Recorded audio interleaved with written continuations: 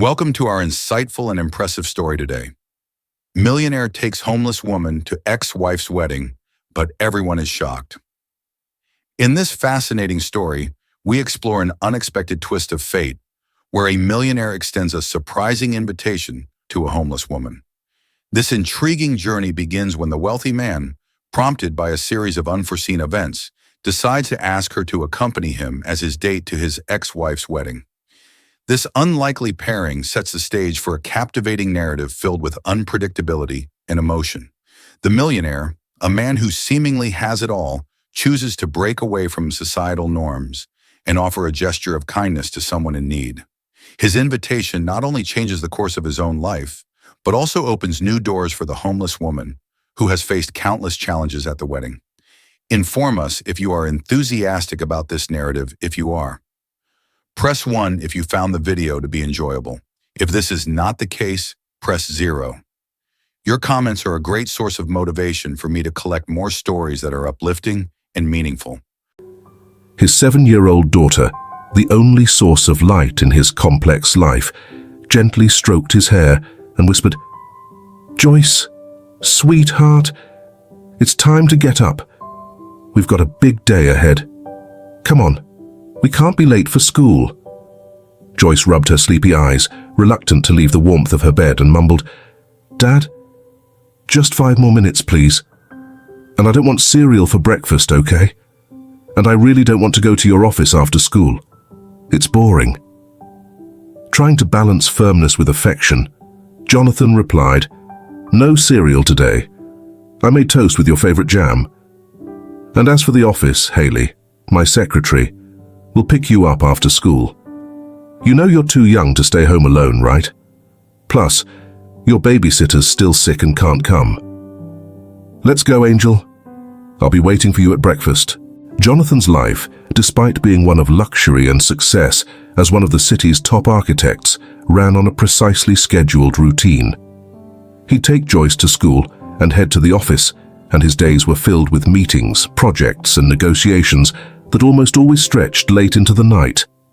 Since his divorce from Tiffany, his ex-wife, and the betrayal by Albert, his former business partner Jonathan had poured himself even more into work, often leaving little time for Joyce.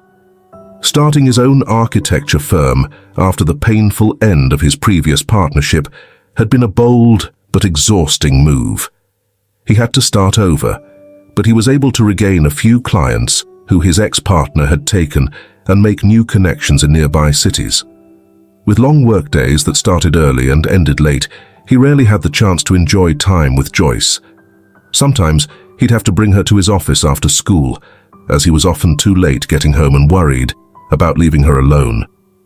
He hadn't even realized another hectic workday was winding down when Haley brought his daughter to his office after ballet practice.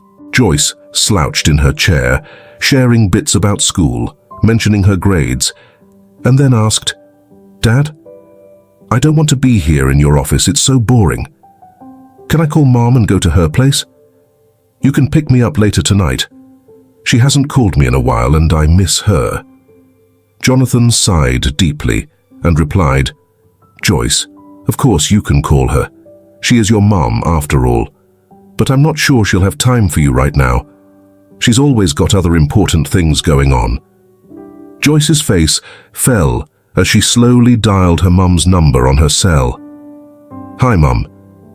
Since it's been a while since you called, I thought I'd give you a ring. Maybe we could go for ice cream. Or maybe I could come over. I miss you." There was a pause before Tiffany, her mother, answered in an uneasy tone. "Honey, not today. I have so much going on right now. You know how busy I always am. If I have some free time this weekend, I'll call you, all right?" Joyce's face grew sad, her lips puckered in disappointment. Jonathan's heart went out to his daughter. She just wanted some time with her mum, but it seemed her mother had little interest in seeing her. With a wink, Jonathan said, "You know what? I'm taking a break now. Let's go get a big 3-scoop ice cream with chocolate syrup, strawberry sauce and sprinkles. How's that sound?" Joyce's face instantly brightened with a wide smile, and she started chatting about school again. After savoring a giant family-sized ice cream, she opened her notebook and began working on her homework. Meanwhile, Jonathan stepped out for an important work meeting. Not long after, he returned, smiling as he found Joyce sound asleep on the office couch, bundled in a pile of blankets. Jonathan brewed himself a strong coffee, settled into his favorite leather chair, closed his eyes, and drifted into his thoughts. He envisioned giving Joyce a life full of opportunities, something he himself never experienced growing up due to the deprivation and sadness that surrounded his upbringing.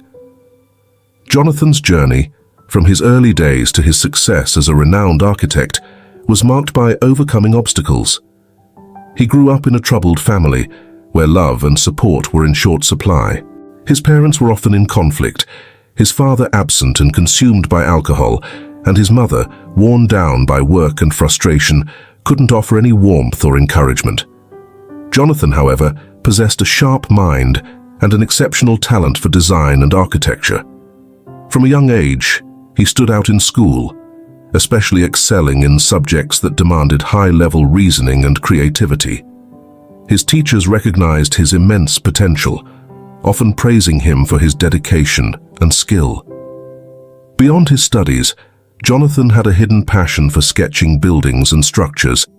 His imagination flowed freely onto paper, where he outlined innovative designs and creative architectural solutions. Despite financial challenges, he entered design competitions, where his projects, even when crafted from basic, affordable materials, managed to shine. But when Jonathan shared his ambition to pursue a career in architecture, his mother dismissed his dreams, claiming they were unrealistic fantasies and insisting he pursue something more practical. "Who do you think you are, wasting time on those drawings? I don't see any future in that. You don't have what it takes. You'd be better off focusing on becoming a doctor or lawyer. That's where you'll really make it," she would say, doubting Jonathan's potential. Despite his family's disapproval, Jonathan remained steadfast in his passion. Determined to change his life, he left his hometown in search of an education and opportunities that could make his dreams come true. It was a tough start, with barely enough money to get by, so he worked as a waiter, a salesperson, and even took on odd jobs as a doorman. At university, he studied architecture with intense dedication, surviving on scholarships and temporary jobs. It was there he met Tiffany, an interior design student with a bright future ahead of her. Ambitious and uniquely beautiful, Jonathan fell for her at first sight. They shared a vision of a successful future together. After graduation, Jonathan and Tiffany married and opened an architectural firm. The business thrived thanks to Jonathan's innovative vision and Tiffany's eye for aesthetics. Yet, as life is rarely perfect, the relentless routine and responsibilities began to strain their relationship. Tiffany felt neglected, especially after the birth of their daughter, Joyce. Feeling the lack of attention and affection, Tiffany made the sudden decision to leave the firm she and Jonathan had built and sought comfort in someone else's arms. This new phase didn't fulfill her expectations. Though she stayed with Jonathan for their daughter's sake, her heart longed for something more, to reignite her passion. It was then that Albert, her lover, entered her life. They met when Jonathan introduced him as the new partner at the architecture firm after Tiffany had decided to leave the company. Tiffany was drawn to Albert's charming smile and his sharp eye for business. One evening, when they were alone at the office, Albert invited her out to dinner and subtly showed interest in her beyond just business. At first, she reacted negatively, but as the minutes passed, she found herself easing up. Before she knew it, she was in bed with Jonathan's new partner. What began as a fleeting encounter ended with her returning home at dawn, marking her first act of infidelity against Jonathan. From that moment on, Tiffany started meeting Albert more frequently. She made up an explanation for Jonathan, claiming that Joyce was overwhelming her and that she needed some time away with her friends. With these excuses, she was almost never home in the evenings. Her affair with Albert caused her to neglect not only Jonathan, but also her daughter, Joyce. The complicated relationship with Albert took up all her attention, leaving little room for her real family. Meanwhile, Jonathan began to sense that something was off. Nights grew long and lonely, filled with jealousy and resentment. Despite his attempts to have open conversations with Tiffany to understand the changes in her behavior, she denied everything and continued making excuses. The tenderness, warmth, and affection that once filled their family had vanished. Even amidst the pain and mistrust, Jonathan held on to the hope that this was just a rough patch and that they'd pull through, believing in the love he still felt for Tiffany and hoping she'd return to being the loving partner she once was. He resisted the idea of divorce, considering Joyce's well-being and her need for her mother. But when Joyce turned 5, things hit a breaking point. Unable to manage her double life any longer, Tiffany made the drastic decision to leave Jonathan and Joyce, leaving behind only a brief note. "I'm sorry, but I can't live like this anymore. I fell in love with Albert a long time ago, and no longer feel anything for you, Jonathan. I'll be filing for divorce." Jonathan was left devastated. Tiffany's betrayal and sudden departure left a massive void in his life. How could Jonathan explain to Joyce that her mother had left them for someone else? And to make it worse, it was someone he had worked with. The nights were the hardest. Jonathan would struggle to find the words to comfort his daughter, while he himself felt completely shattered. Things only got worse in court. Jonathan discovered that Albert had found a way to transfer most of the company's assets into his own name, exploiting loopholes Jonathan had left open due to the trust he had placed in Albert to manage the business. Thankfully, the house was left to Jonathan and Joyce, a small comfort amid the whirlwind of losses. Despite the betrayal and abandonment, Jonathan refused to let the situation define him. Though he became the target of ridicule around town and in places he once frequented, as if he had been wronged in an almost unforgivable way, he focused on moving forward. Determined to rebuild his life and give Joyce the best life possible, he poured his energy into work and became both mother and father to Joyce, making sure she would never lack for love and care. In search of a new beginning, Jonathan decided to pursue a passion he had set aside, opening his own sustainable architecture firm. With support from old friends and the local community, Jonathan began to see a glimmer of hope. He wasn't just building a new career, he was creating a new home for himself and Joyce, where love and hope could bloom once again. His sustainable projects brought a fresh perspective to the city, which had previously produced mountains of waste. That waste was now repurposed in Jonathan's designs, transforming the city's entire supply chain and construction practices. The mayor even recognized him for his contributions to the community. Over time, Jonathan reclaimed everything he had lost to his former partner, and his wealth grew beyond what it had been. But, like a scale tipping too far, Jonathan began to overlook Joyce as he was consumed with work, trying to make up for the hurt and damage caused by his destructive past relationship. One afternoon, while Jonathan was giving his all to provide Joyce with the love and care he himself had longed for in his childhood, he found himself wondering how he could change this situation. A knock at his office door startled him as he was deep in thought. Rising to answer, he took one last look at Joyce, who was still peacefully asleep on the couch. Shortly after, Joyce woke up, rubbing her sleepy eyes, and started working on her homework. But it wasn't long before boredom crept in. She glanced out the window, yearning for a bit of excitement away from the small confines of her dad's office. Fueled by a sense of adventure, Joyce decided to slip out while her dad was distracted. She wandered through the streets, taking in the hustle and bustle around her until a park across the street caught her eye. With swings, slides, and monkey bars, it looked like the perfect spot for a little break. Without a second thought, Joyce dashed toward the park, eager to enjoy a few moments of fun before heading back. But her short escape was suddenly interrupted when the screeching brakes of a car pierced the air, and a firm hand yanked her back to the sidewalk, saving her from a close call. Frightened and with tears welling up, Joyce looked up to see the concerned face of a stranger, a disheveled woman with tangled, unkempt hair. "You need to be more careful crossing the street, little one," the woman said softly. "It was close, but don't cry. You're safe now. What's your name?" Still trembling, Joyce sniffled and replied, "My name's Joyce.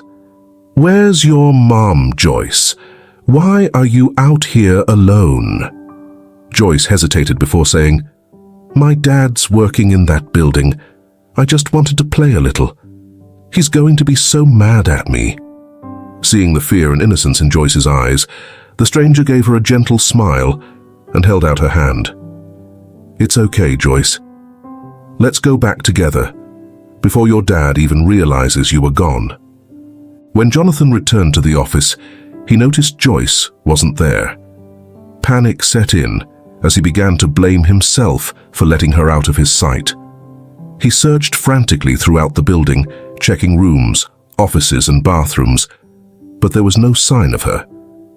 Joyce was always careful about asking for permission to leave, and she usually went with Haley, his secretary. Still shaken, Jonathan called Haley to help him search for Joyce. When they stepped outside, they saw her walking with a poorly dressed woman who looked like she might be homeless. Confused, Jonathan rushed toward them, shouting, "Who are you? What are you doing with my daughter? Step away from her right now, or I'll call the police." But Joyce quickly interrupted her father. "Dad, don't yell. This lady saved me. A car nearly hit me on the street. I didn't see it. I'm sorry, but thank goodness she was there to pull me back onto the sidewalk. Please don't be mad at her. I'm sorry too. I promise I'll never go out alone again." Jonathan hugged his daughter tightly and said, "Joyce, my love, you scared me so much. Don't ever do that again. Do you understand how dangerous that was? You're the most precious thing in my life. I can't let anything happen to you, my angel." Then Jonathan glanced at the stranger, feeling a bit ashamed for his rude response. "Ma'am, please forgive me." I shouted without understanding what had happened. "Thank you so much for saving my daughter." I stepped out of the office for a moment, and when I came back, she was just gone. I'm forever grateful to you. He pulled out some cash from his wallet and tried to offer it to her, but the woman firmly declined, replying, "No, sir, I don't need your money. Thank you. But I helped out of kindness, with no expectation of anything in return. If you really want to help me, I'd like a job. That would feel like true repayment. I'm ready to do any kind of work. I just want a fresh start, you know? I can't keep living like this." She finished, her voice heavy with sadness as she looked down. Seeing her struggle, Jonathan paused, considering her words. He quietly called Haley, his secretary, and said, "Why don't we hire her? With the increase in projects, it could be helpful to have another person around to handle clients. What do you think?" Haley frowned and muttered, "You're the boss, so we'll do whatever you say, but I'm not a fan of this idea. She could start stealing or doing drugs on the job. I don't trust her. Look at how dirty she is." "You're right," Jonathan replied thoughtfully, "but let's still give her a trial period of a month or two. She saved my daughter. She deserves a chance." Turning back to the woman, Jonathan asked, "Young lady, what's your name? Do you have ID? Are you ready to start working as an assistant in our office?" "My name is Laura. Yes, I have my ID with me. Thank you so much for this opportunity. It's exactly what I need. I'm ready to begin whenever you say. I'll do my very best, whatever you ask of me. You can count on that. Pleased to meet you. I'm Jonathan, the lead architect in the Office of Architecture and Sustainability. You'll be working with my secretary, Haley. Be back here tomorrow at 8. She'll explain everything to you and supervise your work, all right? Laura began working in Jonathan's architecture office as an assistant. She was dedicated, polite, and always presented herself in a professional manner. With her first paycheck, she bought some new clothes, got a haircut, and rented a small room, grateful for the chance to start fresh. She also developed a close relationship with Joyce, Jonathan's daughter, who trusted Laura and shared her happiness and struggles with her. Laura cherished these moments with Joyce. 3 months later, Jonathan was pleased with Laura's performance, appreciating her diligence and willingness to help. However, despite Laura's spotless record, Haley, Jonathan's secretary, was uncomfortable with Laura's presence, especially with how close she was becoming to him. Haley had long harbored secret feelings for her boss, and since his recent separation from Tiffany, she saw an opportunity to step into his life as his new partner. Seeing Laura excel, Haley perceived her as a possible threat. She devised a plan to frame Laura and force her out. One day, when Haley asked Laura to retrieve certain documents, she created a scene, accusing Laura of snooping where she didn't belong. "Jonathan, we have a problem. I left Laura alone for a moment, and she started looking through confidential files. What if she plans to sell them? I think you should consider letting her go. I warned you about the risks of hiring someone like her. And look, it's happened," Haley hinted. Jonathan, taken aback by the accusation, confronted Laura, who flatly denied it. "I haven't stolen anything. If you don't trust me, I'd rather leave than be falsely accused. I don't want to end up blamed for something I didn't do or, worse, thrown in jail," Laura stated firmly. Jonathan believed in Laura and promised to look into the matter thoroughly. He then decided that Haley should take some time off while they got to the bottom of things. This infuriated the secretary, as her scheme had clearly backfired. That same day, Jonathan's daughter happened to be in the office and had witnessed Haley's behavior firsthand. The little girl spoke up, revealing the truth to her father. "Dad, Laura is innocent. I saw Haley messing with the documents. She wanted to frame Laura just because she doesn't like her. I saw everything." Joyce continued, "I was under the table when I saw Haley calling Laura over to mess with the documents, and then she started yelling at her." Jonathan thanked his daughter, saying, "Thank you, Joyce. Do you remember when this happened? You're my little detective now. You helped solve a tough situation. I'm so proud of you." Relieved and grateful for Joyce's intervention, Jonathan checked the security footage, which confirmed Laura's innocence. He then confronted Haley with the evidence. "Why did you do this? You've worked with me for so long. What was your reason?" he asked, visibly disappointed. After a long pause, Haley finally sneered, "Because she's a dirty, worthless nobody. I thought I'd teach her a lesson." Her response infuriated Jonathan, who was astounded by the audacity of someone he had previously trusted. Haley was immediately fired, and Jonathan turned to Laura, who thanked him again for believing in her. "Jonathan, thank you so much for not letting me go. I really didn't do anything wrong. I'm just starting to get back to a normal life, and I know I may not look like I belong yet, but I'm working hard to fit in." In response to her gratitude, Jonathan experienced a moment of deeper connection and dared to ask, "Excuse my curiosity, but there's something I just can't stop wondering. How did you end up on the streets?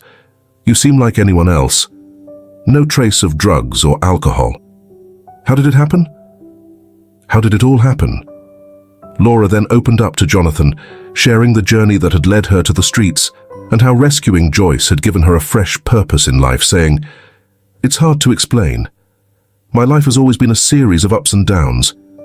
I grew up without knowing my mum, and my dad was deeply into drinking.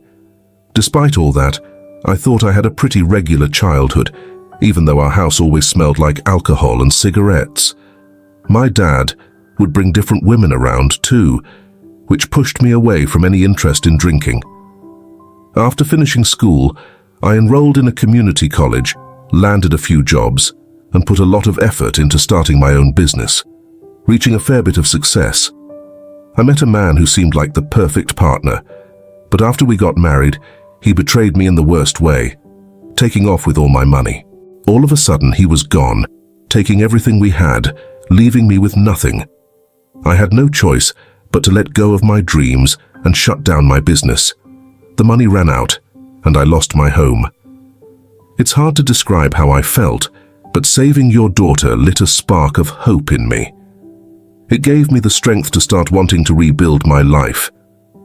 Now I'm working on getting back on my feet, trying to find my way back to normalcy.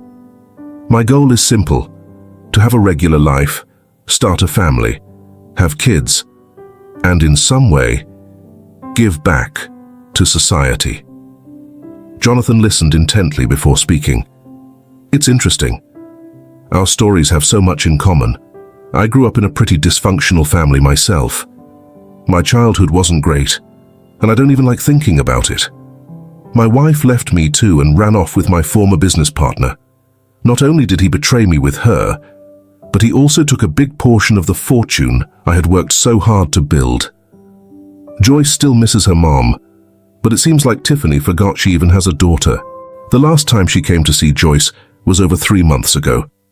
But as you can see, I managed to overcome all those challenges, and I'm sure you will too.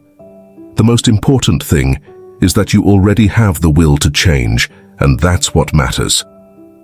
Over time, Jonathan and Laura grew closer, working together, growing and prospering in the office. However, a new challenge suddenly appeared in Jonathan's life. One morning, he found himself faced with something unexpected, an invitation from Tiffany, his ex-wife. But it wasn't just any invitation. It was for her wedding with Albert, his former business partner. The shock of that alone was enough to throw him off, but there was more. Minutes after receiving the invitation by email, a major Chinese investor called Jonathan, informing him he'd be in town for the wedding and would like to meet up to discuss business opportunities. This could be a huge career move for Jonathan, but it also meant confronting a painful part of his past. On the call, the investor surprised Jonathan by saying, "Hey Jonathan, hope you're doing well. I'll be in your city for the wedding. How about we use the chance to catch up? It's great to see that despite the divorce, you and your ex-wife still keep things friendly.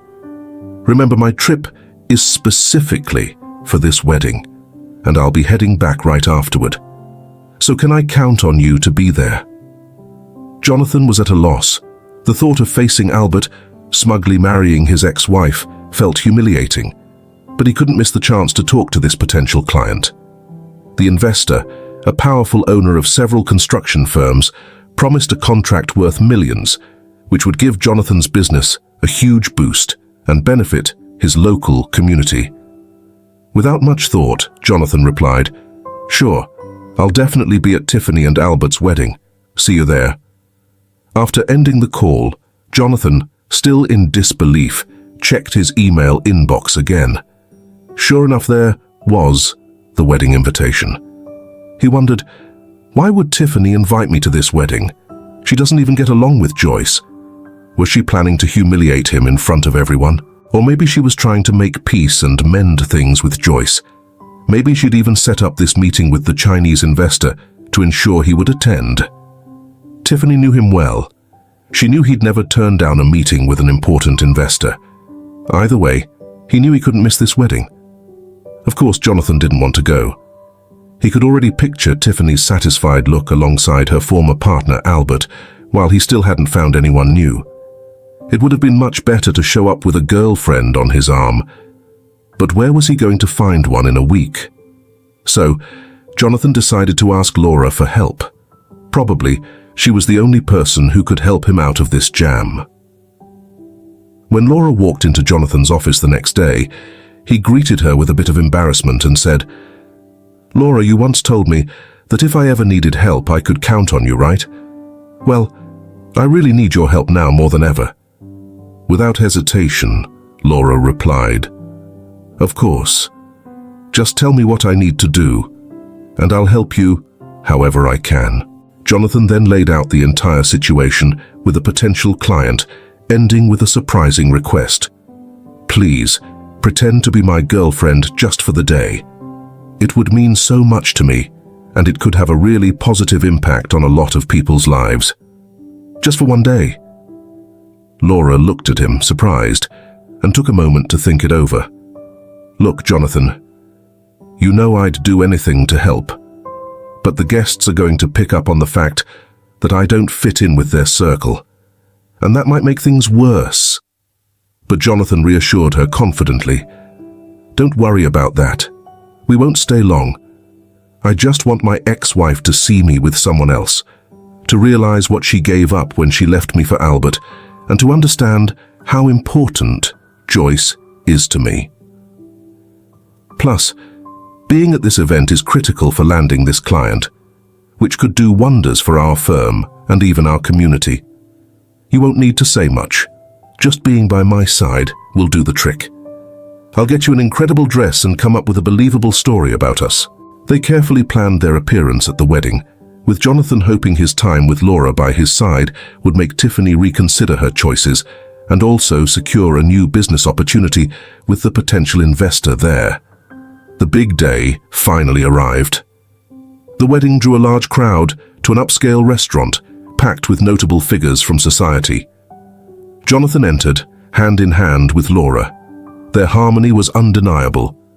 Laura wore an elegant dress that highlighted her figure, paired with heels that accentuated her posture. Her hair, styled to perfection, added a graceful touch to her look.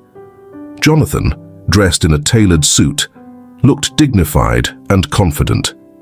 As they walked through the room, heads turned, and people whispered approvingly, admiring the image of such a perfect pair.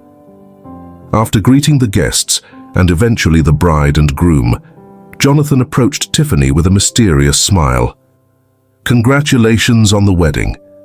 May this union bring you both the happiness you're looking for. Here's a gift from us, from me and my fiancée, Laura," Laura added with a playful glint in her eyes. "Congratulations, Tiffany. Congratulations, Albert. We hope you find the happiness that Jonathan and I share.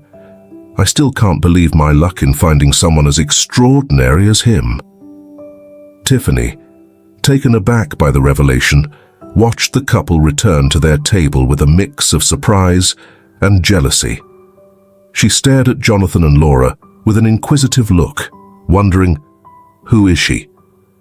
Tiffany couldn't hide her annoyance as she thought, "I figured Jonathan would be heartbroken after our split, but it seems he found someone else in no time. Who is this woman, and where did she come from? I'm going to dig deeper. There's no way this is happening. I've never seen her before." For Jonathan, the satisfaction was clear. They had succeeded in affecting Tiffany, just as planned. At the start of the celebration, everything was going smoothly, and Jonathan even had the chance to chat with a potential client interested in sustainable projects. But the evening took a sharp turn when Tiffany, visibly upset and tipsy, decided to cause a scene. Grabbing the microphone impulsively, she announced to the guests, "I have something to say to everyone. I just learned something shocking about Jonathan's new love. She's not who she says she is. Laura isn't some successful businesswoman or high society figure. She was homeless before Jonathan decided to take her in. Now, she works for him as his assistant. Haley, Jonathan's former secretary, told me everything over the phone just minutes ago. I don't want this person at my wedding. I'm scared of what she might do. Please, get them out of here." The revelation caused an immediate buzz among the guests, who shot curious and critical glances toward Jonathan and Laura. Visibly uncomfortable, Laura whispered to Jonathan. I knew this wouldn't end well. Laura then rose from the table, walked to the stage, took the microphone from Tiffany, and spoke clearly. I'm leaving now, but before I go, I want everyone to know something. Whether a person is rich or poor, the most important thing is to be a decent human being, and it's not right to talk about people without truly knowing them. Yes, I'm not some high society woman, that's true. But so what? I've never stolen a single penny from anyone. Tiffany, I'm glad you decided to leave Jonathan and Joyce. They deserve something better. With a heavy heart and an upset expression, Laura headed for the exit, trying her best to hold back her emotions. Jonathan quickly followed her, as he had no desire to stay there either. A speeding truck suddenly struck Laura as she was walking outside the restaurant. She fell to the ground, and a red stain started forming beneath her head. Jonathan yelled for help, and panic spread across the street, and even inside the restaurant, as guests heard his desperate cries. The truck driver apologized, insisting it wasn't his fault, as Laura had stepped onto the road without looking both ways. An ambulance was called, and Laura was rushed to the hospital. Jonathan stayed by her side, holding her hand and crying. Forgive me, Laura. This is all my fault. Please, Laura, say something. Open your eyes. The paramedics tried to calm him, saying, Sir, please try to relax. She's unconscious and can't hear you right now. This is a serious situation, and there might be internal bleeding. We can't predict the outcome, but you should prepare for anything. Jonathan sobbed in the hospital hallway, blaming himself for what had happened. He realized just how much Laura meant to him and feared losing her. The doctors performed emergency surgery on Laura, but she slipped into a coma. Her prognosis was uncertain, and the doctors couldn't promise how her body would respond after the accident. Jonathan and Joyce visited her every day at the hospital, speaking to her and reading aloud, hoping that somehow their voices would help her regain consciousness. A few days after the wedding incident, Jonathan received an unexpected visitor at his office. It was Paul, a potential client who had attended the wedding. Jonathan, I needed to talk to you, but I'm not sure if you'll believe me. The thing is, Laura, the woman you brought to the wedding looks exactly like my daughter who passed away. I know this may seem far-fetched, so let me start from the beginning. My wife and I married young. We were incredibly happy together. I loved her deeply, but we faced the issue of not being able to have children. Anne had health complications that made it impossible for her to get pregnant at that time. The only option seemed to be adopting from an orphanage, though we'd always dreamed of a biological child. We hadn't considered surrogacy until I met a professor of obstetrics and gynecology who agreed to assist us. We needed to find a woman willing to carry our baby, so we posted an ad looking for a healthy and respectable young woman for a well-paid opportunity. Among the candidates, we chose Cora, a healthy young woman from a small town. We explained our situation, and she agreed to help us, especially since she needed the money to care for her sick child. Everything went as planned. Cora became pregnant and stayed with us, though she would often visit her son. My wife wore a fake belly as we prepared for parenthood, avoiding hospitals, with only the professor aware of our arrangement. When Cora went into premature labor, my wife and I were away on a trip. By the time we returned, Cora was already gone.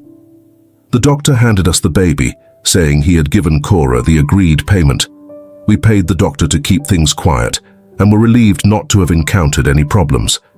We didn't question Cora's sudden departure and processed all the baby's legal documents, paying a hefty sum to avoid further questions.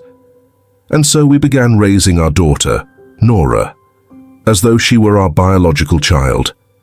Everyone believed she was ours, and we were incredibly happy. Nora even looked like us. When she graduated, I pictured her becoming a successful businesswoman, maybe even taking over the construction companies. She was healthy, playing volleyball in college, but then she began to experience fevers and nausea, followed by seizures. A tick bite gave her encephalitis during a picnic, and soon our daughter passed away. It was devastating for both me and my wife. Then at a wedding, I saw her, someone who was the image of our late daughter. Can you imagine how I felt? I thought I was hallucinating. At home, I told my wife everything and she was confused. But how could such a resemblance be possible? We decided to hire a detective because I couldn't rest without answers. The man paused, visibly shaken, his hands trembling and voice catching in his throat. He took a sip of water, trying to pull himself together. Jonathan, both puzzled and intrigued, asked, "So, what did the private investigator find out? Is Laura actually related to you?" "That can't be right. She told me she grew up in a dysfunctional family. Her dad was always drunk, and she never liked to talk about her past. She even mentioned she wasn't from around here." Paul continued his story. "It sounds unbelievable, but Laura is actually my biological daughter. Cora had twins. She gave us one of them as per the contract, but she took the other baby back to her hometown because her oldest son was very sick. A year later, despite all the doctor's efforts and the money, her son passed away. That tragedy drove Cora into depression and her husband into alcoholism, which created a hard life for Laura. If I'd known I had another daughter suffering like that, I'd have done everything to get her out of there and raise her with love and care. Now that I've found her, she's in a coma, fighting for her life. I can't thank you enough for standing by her, Jonathan. Don't worry about what others say. I'll deal with that. I'm ready to do whatever it takes to help you." Jonathan, stunned, was trying to process the weight of it all.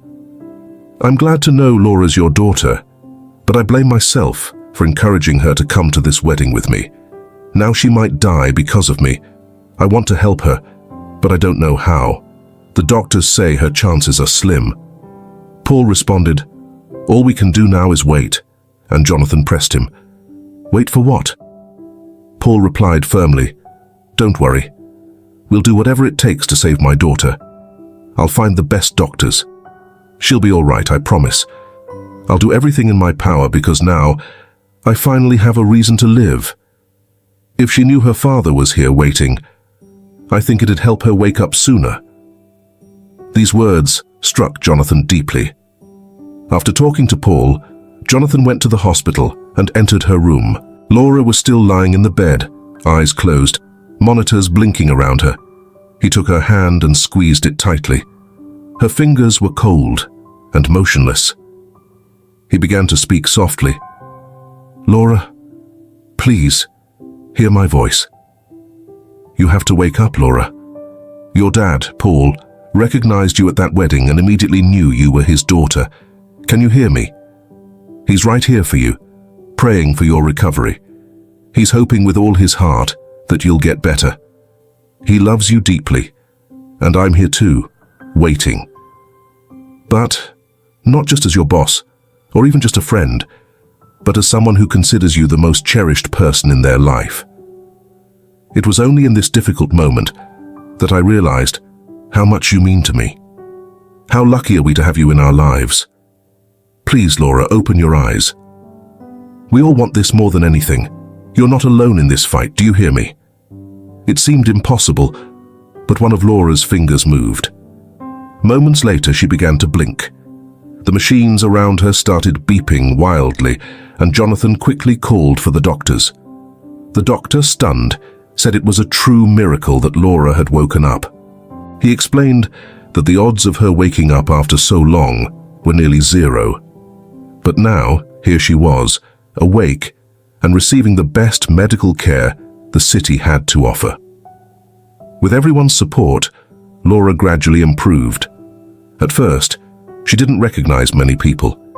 She had to relearn how to speak, feed herself, and eventually, how to walk. Jonathan and Paul never left her side, always there to give her the encouragement she needed, constantly reassuring her that she'd make a full recovery. Even little Joyce joined in, drawing all sorts of sweet pictures for Laura, dreaming of the day they'd chat and walk together again. When the time finally came for Laura to go home, she felt ready to open her heart to Jonathan. During the coma, I felt like I was floating between two worlds, without pain, barely feeling my body, not knowing if I was awake or in a deep sleep. But your words about my dad, your love for me, they pulled me back. They made me realize I had a reason to return, knowing you were waiting for me. But please, tell me, were your words just meant to give me strength? Or did you truly mean them? I've always loved you, but I thought I was too small in your world, a simple architect beside someone with such a bright future.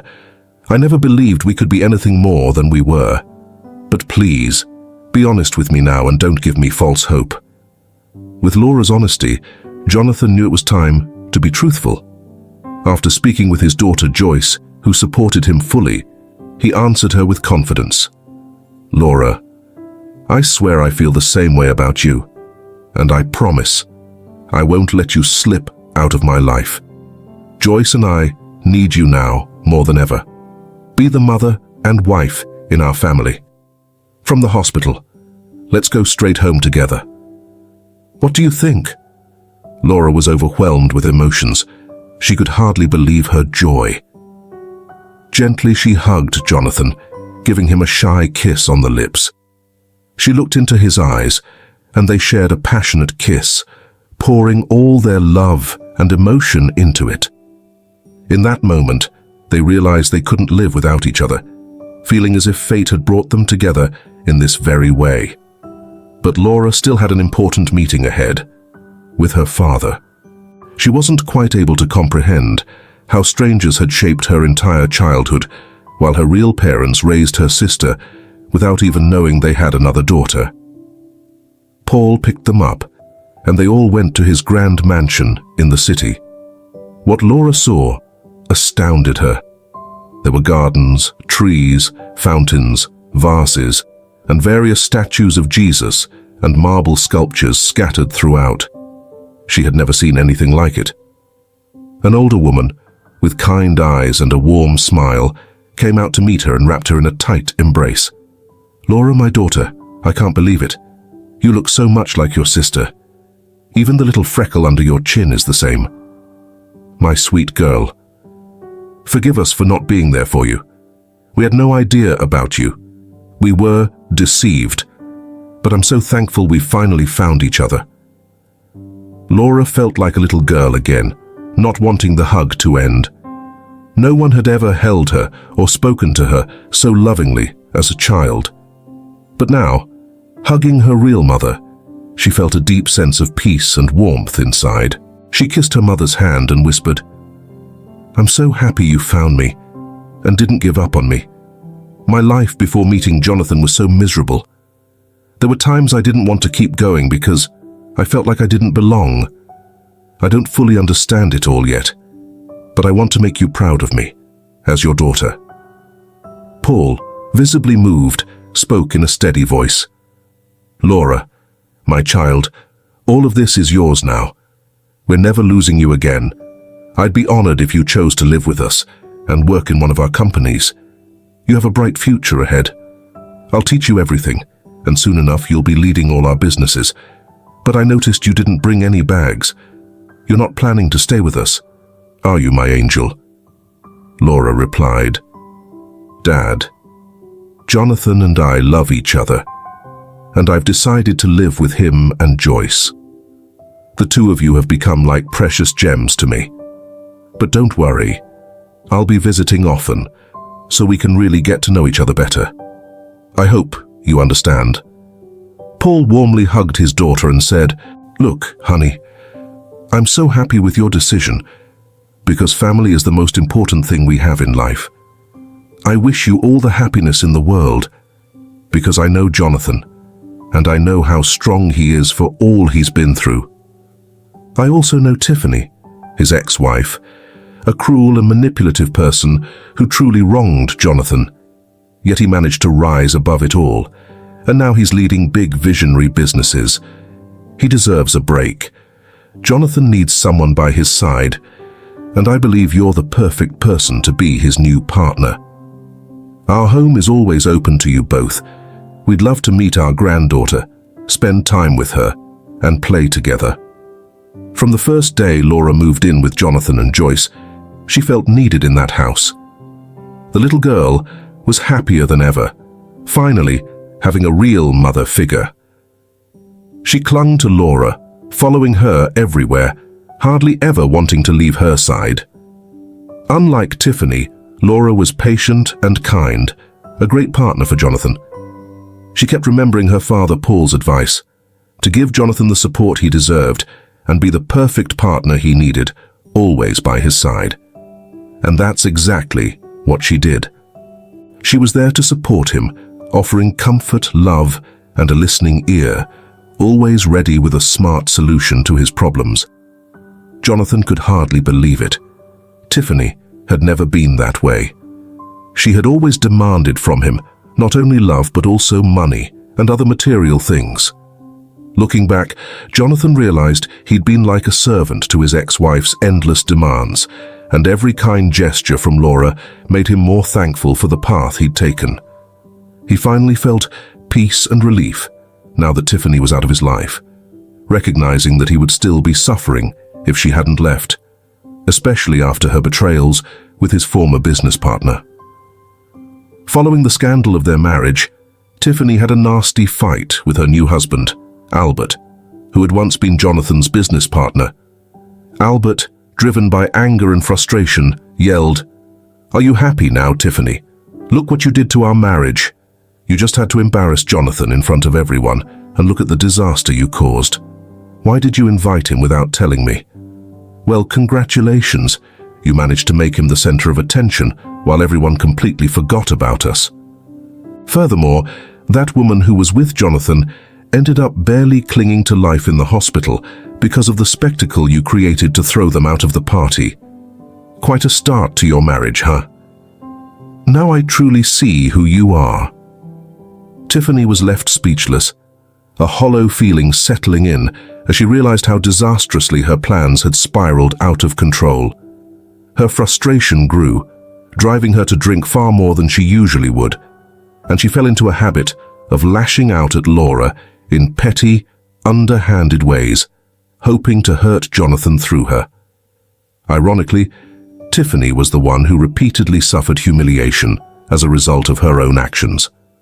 To make matters worse for Tiffany, it turned out that Laura, who everyone thought was just some random drifter, was actually the daughter of a powerful construction magnate. She joined Jonathan and Paul in their work, contributing to innovative projects that quickly gained fame and success, solidifying their reputation in the industry. Meanwhile, Tiffany's relationship with Albert grew increasingly strained. The marriage, which she once thought would be a perfect fairy tale, was deteriorating fast. Albert no longer appeared as charming or attractive to her as he once had. Tiffany began to doubt her decisions, thinking, if he did that to his business partner and friend, what would he do to me? On the other side, Albert was also dealing with his own remorse and anger. He thought to himself, if she could betray her ex-husband so easily, even abandoning her own child, what kind of future would I have with her? Both of them became trapped in a cycle of mistrust and regret, each one questioning whether they had made a terrible mistake in choosing to be together. As their facades fell away, Albert, finally seeing Tiffany's true nature, made the decision to leave her and seek a new beginning far from the city, which had come to symbolize nothing but painful memories for him. With his natural charm and intelligence, Albert quickly managed to rebuild his life and found a new partner who appreciated him. He left without a backward glance. However, Tiffany discovered herself completely alone and destitute, because Albert and Jonathan's labor and assistance had supported her entire former life. She experienced extreme desperation and regret as a result of realizing that Jonathan had always been her true love. Tormented by her past mistakes and desperate for redemption, Tiffany began a tireless quest to win Jonathan back, convinced that he held the key to restoring her lost life. She would wait near his office, call him repeatedly, and make every effort to rekindle their connection. But Jonathan, increasingly exasperated, rejected all of her attempts. Eventually, he confronted her directly, saying, "Tiffany, please, stop calling. Stop waiting outside my office. Stop searching for me. I don't have the patience for this anymore. You destroyed everything we once had, and now you want to come back because you feel regret. I'm glad you recognize your mistakes, but reconciliation is completely out of the question. You should have thought about this sooner. Joyce and I are building a new life together with someone who truly values what they have. Please, leave us alone and stop searching for us." Despite Jonathan's firm rejection, Tiffany couldn't accept that their relationship was truly over. Deep down, she clung to the belief that a second chance was still possible. She imagined there was still love, that forgiveness and a fresh start were within reach. In her mind, Jonathan's feelings for her hadn't disappeared. However, when she finally understood that there was no hope of rekindling their romance, Tiffany shifted her focus. She began to demand more time with her daughter, even though Jonathan had never withheld that right from her. Joyce, at first, was delighted by her mother's sudden interest, looking forward to weekends together, dreaming of shared moments that felt like a real connection. One sunny Saturday at the park, Joyce couldn't stop talking to her mom about the happiness she'd found with Laura. Her face lit up as she recounted all the wonderful things Laura had shown her, how to draw, make rag dolls, and how Laura was always ready to listen to her thoughts and worries, always smiling and present. Tiffany, listening to her daughter praise Laura over and over, could feel her emotions boiling over, jealousy and frustration taking hold. In a sudden outburst, Tiffany interrupted, her voice sharp and cutting. "Enough, Joyce. Why do you only talk about Laura? She's nothing but a parasite, a homeless nobody who has no right to be part of our lives. Don't you love me as your mother anymore?"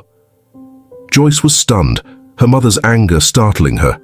Fear crept into her voice as she begged to go home, her small face reflecting both shock and sadness. But Tiffany, wrapped in her own pain and jealousy, tried to sway her with a desperate plan. "Joyce, listen, if we get rid of Laura, I can come back home. We'll be happy again. A real family. You don't need her. You have me." Joyce's reaction was one of doubt and alarm. She looked up at her mum with mistrust in her eyes, her voice trembling as she pleaded to return to the comfort and security of her dad and Laura. "Mom, I don't want that. I'm happy with Dad and Laura. Dad smiles more now. He doesn't look sad, and he's always around. I love you, because you're my mum. But I want to go home now. It feels like you don't want me. You never say anything nice, only get angry." The reality of her daughter's words hit Tiffany hard, forcing her to see the mistake of dragging Joyce into her own struggles. Joyce, still just a child, deserved love, reassurance, and protection, not adult problems. Tiffany tried to soften her tone and redirect the conversation, but the hurt and tension lingered. Less than an hour later, respecting Joyce's wishes, they called her father, and Tiffany, though reluctant, brought her daughter back home. Laura, who was in the kitchen and surrounded by the comforting aroma of baking ingredients, welcomed Joyce home warmly. The atmosphere was filled with a sense of love and teamwork. Laura looked at her with a smile, saying, "Hey Joyce, it's so good to see you." I could really use an extra hand here. What do you think about helping me make an orange cake? It's your dad's favorite. We can mix the batter together.